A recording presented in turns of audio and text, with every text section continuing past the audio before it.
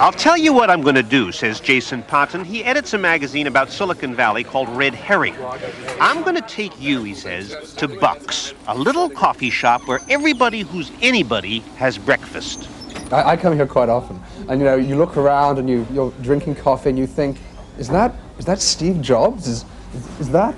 My God, it's Jean-Louis Gasset, it's John Doerr, it's Stuart Alsop. Who? I never heard of these people. But I do know that in the last year, 500 new companies started in this one already jammed valley, backed by hundreds and hundreds of millions of dollars from all over the world. The money was given to these folks here, venture capitalists.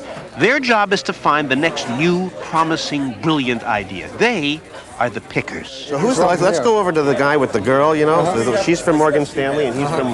Let's go over here, right here. It is interesting that these people who created computers so we can live and work anywhere we please, these people who could be emailing each other from Montana or Switzerland, look at this. They're all here, face to face. It's all word of mouth. It's all who knows who. And apparently there's no dress code. Uniform, like you got a tie and a white shirt as though you were from Detroit. He's got the polo, the Ralph Lauren polo look. You can see that people are pretty unabashed about what they wear here. And typically your dress code is inversely proportionate to your position of power. So the more relaxed you are, probably the more important you are. So being you a chauffeur? There you go, exactly. I would be the one driving the bus. So yes, they may dress a little differently, but uncannily, everybody I met in Silicon Valley, the money people, the engineers, everybody, when you ask them, what are you working on? Everybody is excited by the same idea. This is going to be huge, they say, huge, Wagnerian. One of the greatest phenomena in human history. It's like fire. Silicon Valley, they say, is going to transform the internet. Every single person will want to be connected. They will make the internet easier than ever before, speedier than ever before, more useful than ever before. Bigger than anything I've ever dreamed of. And of course, more profitable than ever before. And this will happen. But how? For years, the internet's done fine with no help from Silicon Valley, but now the key improvements will be invented right here, I was told, in the valley. That's how this place works. It prefers local talent.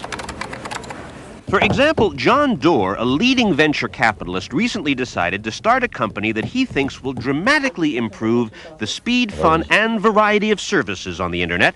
He calls it At Home. And so far, he's raised how much money? I don't know. I'll have to check and tell you. I really don't know. I would guess we're $250 million now. $250 million. Well, to find somebody to run that place, he first went to the other side of America on a talent search. I camped out in a hotel for a month in New York, interviewing 45 executives. I found a couple of New York, high-powered, very accomplished, entrepreneurial, entertainment, media executives who didn't want to take the risk. Didn't get it, weren't of the culture. In the end, Doerr called Tom Jermalack, TJ for short, president of Silicon Graphics, who worked practically next door, and offered him the job. TJ sized this thing up, and within a week, he'd resign. He was, let's get going. Sitting on top of the window. Do it, take the risk, and failure? That's not intimidating. TJ failed at all kinds of projects, but in Silicon Valley, they talk about good failures. It wasn't like he was just a geek in the garage, Well, you liked him for the mistakes he made as well. Sure, oh yeah. I'd like him to make as many mistakes as they can on other people's money, right? But TJ's real attraction is his style. He's a people person, and people in Silicon Valley are precious. Our problem is that we've so oversaturated the job market here. Every person is gainfully employed. Where else do you see 40-foot billboards begging people to change jobs? Or, for example, at this very little company called Netmosphere, the staff gets dinner for free prepared by one of the boss's wives. Well, I never cooked before, so I didn't know how to cook. So this is like, it's fun because it's like creating. I just kind of improvise every night. Apparently, it's not bad. So to them, anything's good. They don't get home-cooked meals very often, so it's a good incentive.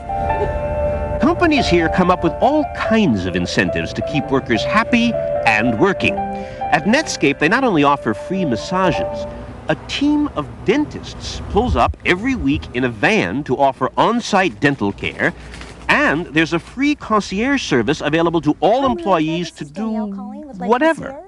Be it finding a housekeeper, to finding someone to watch their dog for the weekend, to, planning a vacation to Paris.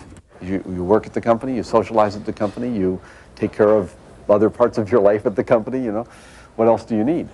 Because bosses here know very well that switching jobs in Silicon Valley is, well, it's almost painless. When you change jobs, do you have to change homes? No.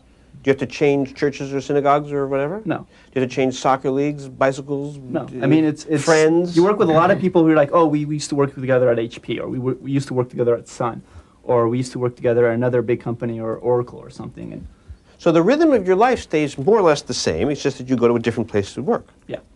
Change dentist, change doctor, nothing? No, when I came to Netmosphere, I kept same doctor, same dentist. It was the same health plan, even. It was just amazing. And that's where the money comes in. People in Silicon Valley, of course, are paid salaries, but to keep them under the roof, they're also given stock options. So this guy, for example, last year, he got the right to buy his company's stock for almost nothing. In my case, it was a dime. A dime. And on the day we talked, his at-home stock was up to 21 7/8. That's almost a 22,000% return. But he only gets the money if he stays at the company 2, 3, 4 years, and only if the stock price stays up. So people here watch the ticker and dream of their big reward. And how big is big? Well, I asked this guy, would you be happy if one day you could cash in your stock for, say, $800,000? Well, I don't know about $800,000. What is the sum in the back of your mind? Well, hopefully it's quite a bit more than that. Oh, really? But, yeah. What is the right number? Well, I don't know. It seems like, you might need a good $5 million pre-tax to be able to retire on that. They're laughing, but he's really counting on something close to $1 million. Now, there are examples of this, but what happens to all these 25 and 28-year-olds if their company's stock or fortunes drop? The last company I was at, we went public, stock went up to 91. Woohoo! It's it! We're there! Plummeted to 13. Whoosh, everybody left. Everybody left. Because when it's 2 a.m. on a Saturday night and there you are still stuck in your cubby, still writing code, you do wonder, why am I doing this? Is this worth it? And if the stock price doesn't say yes, in Silicon Valley, people do walk out the door.